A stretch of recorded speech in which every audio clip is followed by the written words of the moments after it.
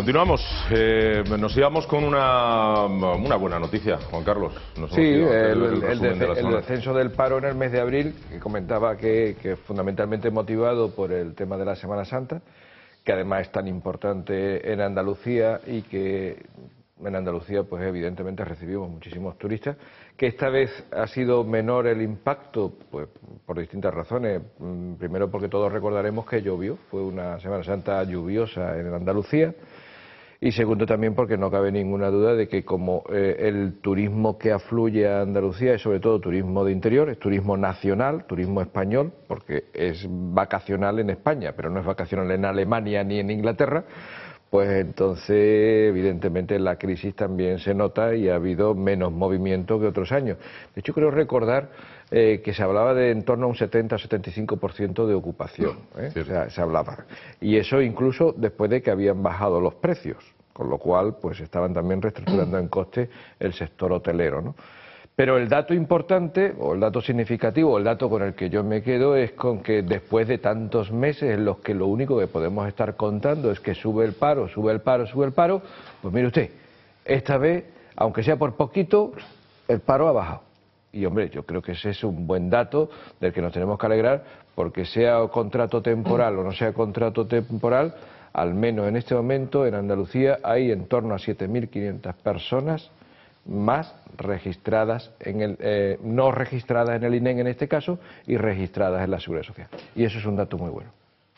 Hombre, el ministro de Economía hoy, de Guindos, ha advertido, en fin, y espero que no sea simplemente una visión, ha hablado no de brotes, sino ha hablado de rayos.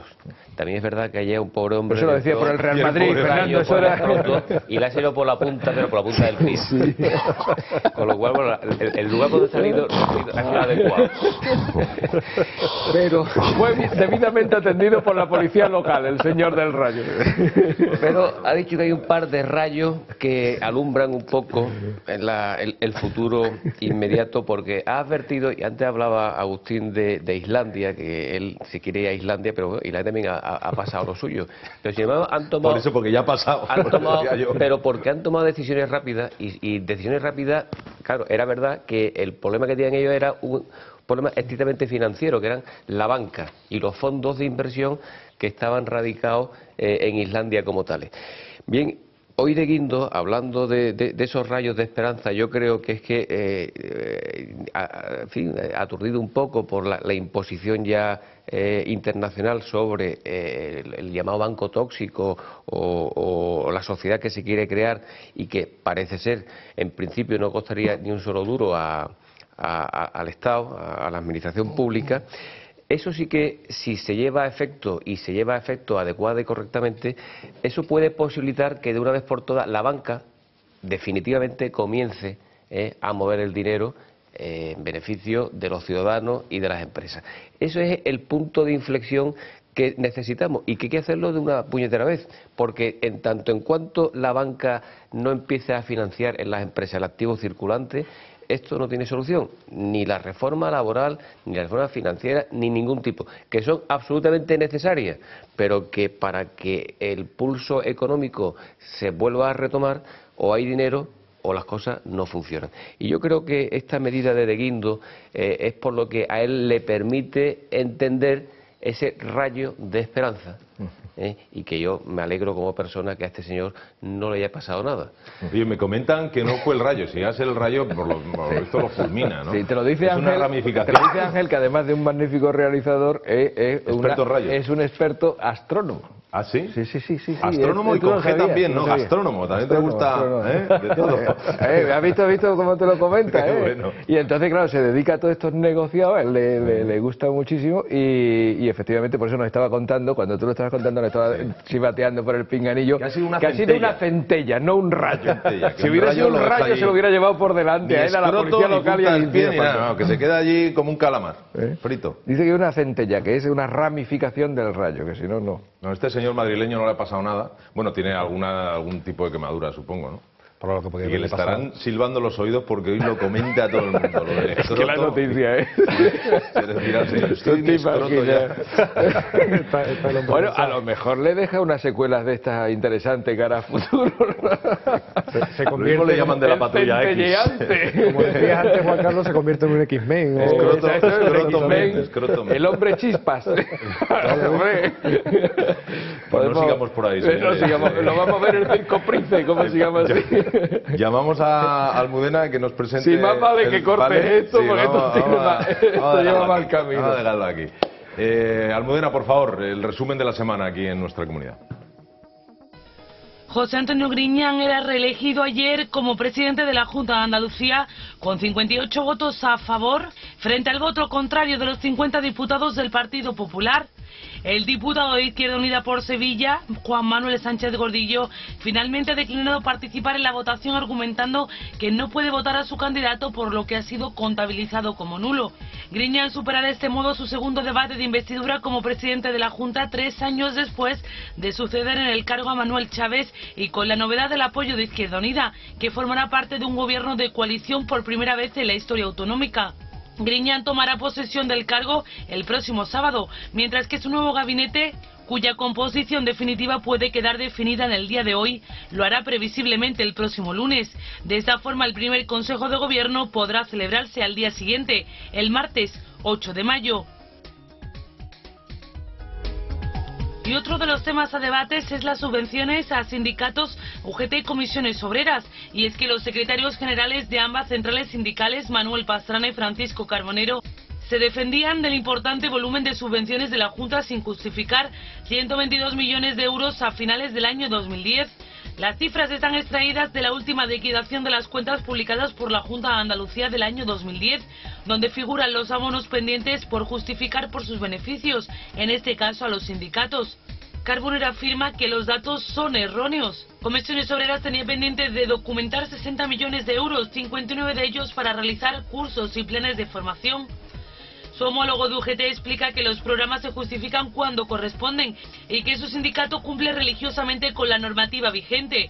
Pastrana confesó desconocer los datos concretos del año 2010 y en concreto es que tiene por justificar más de 70 millones de euros.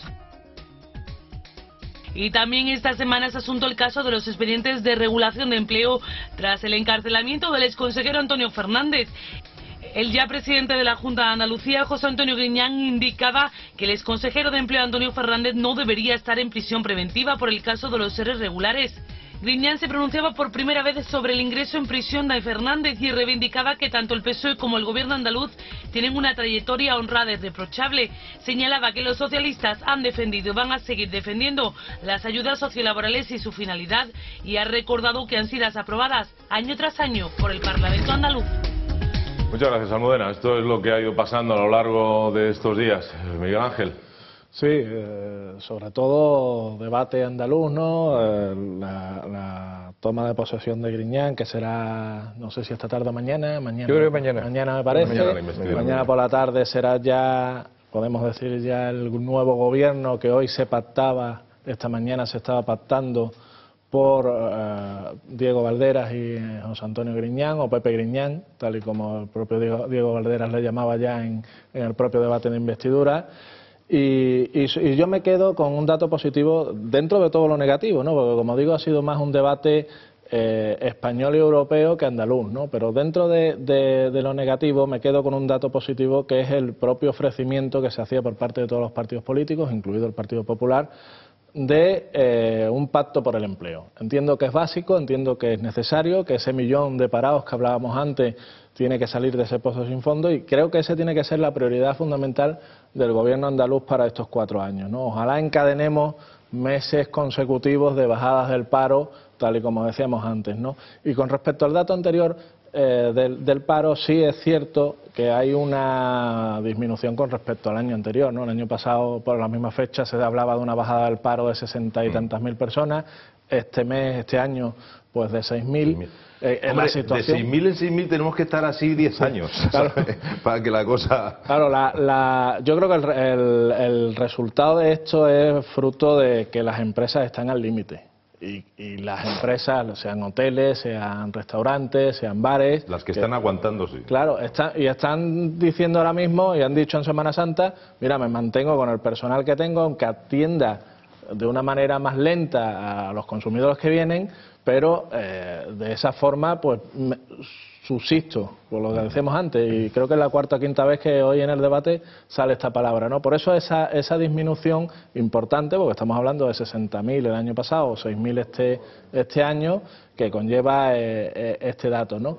Pero sobre todo yo el debate lo centro en eso, ¿no? En el empleo, lo que tiene que ser políticas activas de empleo y no despilfarro del dinero destinado a empleo, tal y como hemos visto en todos estos años. Y bueno, ya después comentaremos también el tema de los sindicatos. Ya me gustaría a mí, como presidente de una asociación, lo que decía antes Almudena, de tener pendiente de justificar 70 millones de euros. Fíjate que cuando tú decías lo de que era una buena noticia y tal, yo estaba pensando que ibas a decir eso. Digo, uy, qué bien, ya no hace falta justificar cuando nos den los dineros, ¿no? Porque claro, a mí también me encantaría, ¿no? No tener que justificar nada, ¿no? O sea, pero hay un dato... La mitad de todo el dinero que han conseguido no han tenido que justificarlo. Por cierto, ha habido con eso bronca, quiero decir, porque los sindicatos... Esto fue una noticia de ABC a mediados de la semana. Los sindicatos se han polemizado mucho con ABC en esta historia, pero al final no han desmentido la noticia, ni han explicado la noticia, o sea, se han limitado a discutirla o a intentar rebatirla, pero no han explicado nada y de hecho en este momento la realidad es que efectivamente lo que decía ABC, que es que la mitad de la subvención que recibieron en el año 2010, creo recordar, los sindicatos Comisión Obrera y UGT, no está justificada. De hecho, aparece en las cuentas de la Junta de Andalucía como gasto pendiente de justificación. Yo cuando escuchaba antes a Almudena me acordaba de unas declaraciones de Pastrana hace un año aproximadamente, al hilo de cuando Javier Arenas en el debate preelectoral decía que iba a acabar con las subvenciones a los sindicatos. Pastrana decía que iba a acabar con poco, porque no recibían subvenciones. Yo creo que el dato y la no negativa de que no se reciben subvenciones, sino que todo realmente es justo lo contrario, pues hace ver a los andaluces pues que los sindicatos no dicen toda la verdad cuando realizan algunos comentarios, ¿no? Para no decir cosas inexactas, fue efectivamente en las cuentas económicas del 2010, que son de las que ha tenido esta constancia, recibieron UGT y Comisión Obrera 241 millones de euros, que son muchos millones de euros, y no han aportado facturas en plazo de momento por valor de 130 millones de euros. O sea que hay 130 millones de euros que han recibido estos señores de UGT y Comisión Obrera que de momento no se saben dónde están ni de qué manera se van a justificar. Sí, porque nuestro amigo Sebastián de CESIF no. No. UGT y Comisión Obrera. Y con el agravante de que a pesar de que no han justificado este montante económico tan bárbaro, tan brutal, ten en cuenta que es más de la mitad de la subvención que recibieron, porque recibieron 240 y tienen pendiente de justificar 130, es más de la mitad. No solamente eso, sino que a pesar de eso han seguido recibiendo ayudas, contraviniendo todas las normas de la propia Junta de Andalucía. Sebastián comentó hace un mes aquí precisamente que las cantidades que recibe su sindicato por parte de la Junta de Andalucía eran 48.000 euros. Eso fue lo que él aquí dijo. Y estaba hablando de 122 millones de euros por parte de UGT y Comisiones Obreras. Pero yo veo a Agustín bastante circunspecto, lo veo como preocupado. Yo creo que le voy a sacar una sonrisa, hombre. Venga ya. Yo en la foto esa que hemos visto antes, cuando ha tenido ocasión Almudena de explicarnos un poco lo que había pasado ayer en el Parlamento andaluz, yo veía al señor Valdera, yo hago la siguiente foto. El señor Valdera tiene la mano izquierda vendada por un corte con un cuchillo jamonero. Esa mano izquierda precisamente de Valdera es el señor Centella. Señor Centella, que es el negociador, que es el gran negociador. No Fijaros que esa parte del rayo resulta que estaba en el Parlamento andaluz. Entonces hay que tener mucho cuidado con los rayos y con las centellas. Pero retomemos el tema de los sindicatos y de los empresarios, porque hay una noticia que ayer salía en una entrevista que le hicieron al señor Arturo Fernández, que es el presidente del CEIN, de la patronal madrileña, y yo creo que este señor es bastante sensato. Él ha sido el primero que viene reivindicando desde hace tiempo la necesidad de que la patronal se autofinancie y de renunciar a fondos del Estado. Esto es una noticia absolutamente importantísima, cosa que en Andalucía no ocurre, no ya con los sindicatos, tampoco con la patronal. Es decir, la CEA ha sido una parte absolutamente interesada en eso que se ha llamado el diálogo social, que desde luego planteado como finalidad no tiene ningún sentido. Es decir, que sea un pequeño instrumento, que si hay diálogo y la gente no se da tortazo, pues mira, bien, la cosa está bien. Ahora, que al final, si observamos, al menos en los últimos años, tanto en la época de Chávez como en la época de Griñán, todo el tema del empleo se circunscribía al tema del diálogo social y nada más. Y el diálogo social lo que era reparto de fondos, porque ¿en qué se han convertido los sindicatos y las patronales? Que no los trabajadores y los empresarios, en ser organizaciones dedicadas a la subvención, a la gestión de la subvención, unos mejor que otros, otros incluso ni saben lo que tienen pendiente de justificar, pero seguro que están intentando que esa cifra sea cada vez mayor, con toda seguridad. Y yo creo que eso es un gran fracaso colectivo de todos. Y espero que en Andalucía seamos pioneros, deberíamos serlo, en que eso se acabe de una vez por todas. Aquí los sindicatos que se autofinancien y, por supuesto, los empresarios que se autofinancien y que parta de ello, porque yo sé que de los sindicatos esta medida no va a partir. Por lo tanto, los primeros que tienen que dar el paso y ser absolutamente independientes son los propios empresarios a través de sus organizaciones patronales. Porque en Andalucía el problema del empleo es un problema de competitividad. Yo insisto en el tema de la competitividad de las empresas. La competitividad de las empresas al final son costes. Si el gobierno andaluz tiene la absoluta convicción de comenzar a arreglar el problema del empleo en la comunidad autónoma, tiene que crear las bases necesarias para hacer posible que la competitividad de las empresas andaluzas sea posible. ¿Y eso cómo se hace? Pues desde la óptica pública, en este caso creando el marco necesario para que el empleo fluya y la riqueza se genere, y concretamente que los costes sociales, en este caso los costes de la seguridad social, pero de forma indiscriminada. Aquí no se puede decir, bueno, yo aquí empiezo a subvencionar por aquí y además yo decido a quién subvencionar. No, mire usted hace una rebaja indiscriminada de cotizaciones sociales, en este caso de forma puntual, porque no se puede mantener para siempre, para que los costes al final se abaraten, porque los costes sociales es la suma de los costes de los salarios, los costes de los salarios diferidos y los costes de las cotizaciones sociales. Eso al final determina, entre otras cosas, el concepto de la competitividad. En España y en Andalucía con más razón, teniendo en cuenta los diferenciales que tenemos con España, si eso no se hace, esto no será posible. Y yo decía que la patronal tiene mucho que ver aquí, porque uno de los grandes problemas que ha tenido Andalucía ha sido el problema de la negociación colectiva. Y le voy a poner un solo ejemplo. Hasta fecha reciente, en la provincia de Cádiz, por ejemplo, el convenio colectivo del metal ha sido, su masa salarial, la segunda más alta del país. El convenio del metal es el convenio paradigmático industrial de las provincias.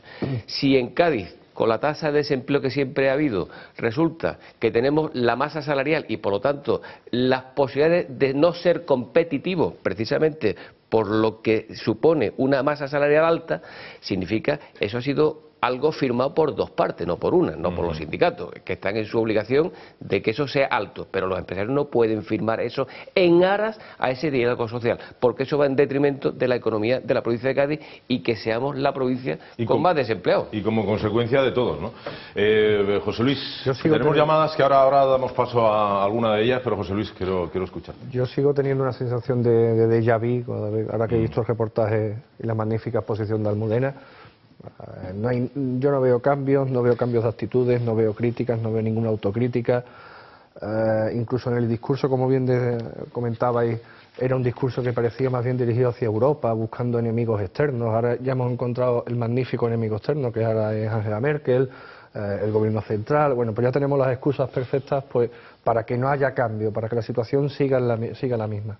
Comentaba antes Fernando cómo Andalucía había sido una gran beneficiada de las ayudas europeas durante todos estos años, y los que no entendemos mucho de economía nos seguimos preguntando una cosa: bueno, si hemos sido tan beneficiados de estas ayudas durante tantos años, ¿por qué seguimos a la cola de todo? Seguimos a la cola del paro, seguimos a la cola en nivel educativo. No, es algo que todavía uno no entiende. Y cuando escucha a sus gobernantes que no hacen la más mínima autocrítica, no hacen la más mínima reflexión, lo único que se empeñan, como digo, es buscar enemigos externos a los que culpar de los desastres, con el potencial que tiene esta tierra. Ahora que dabais el dato del paro, que es un dato positivo porque al fin y al cabo, incluso creo que se preveía todavía algo mucho peor, y porque tenemos que ser realistas con la situación en la que estamos. Una situación catastrófica, la situación no es nada optimista. Y las únicas personas que mantienen esos datos positivos, pues son, al fin y al cabo, los ciudadanos, empresarios que arriesgan su patrimonio, que reciben pocas ayudas, que al final son esos sectores que durante mucho tiempo han sido duramente criticados, que parecen que incluso han sido el enemigo, el empresario, los que al final tienen que rescatar esta situación, ¿no? Y las que mantienen, pues bueno, ese rayo, esa centella, como lo queréis llamar, de esperanza. Pero a pie de calle me sigo preguntando lo mismo. Es decir, ¿qué nos hace falta a nosotros con el potencial que tiene esta tierra para crecer?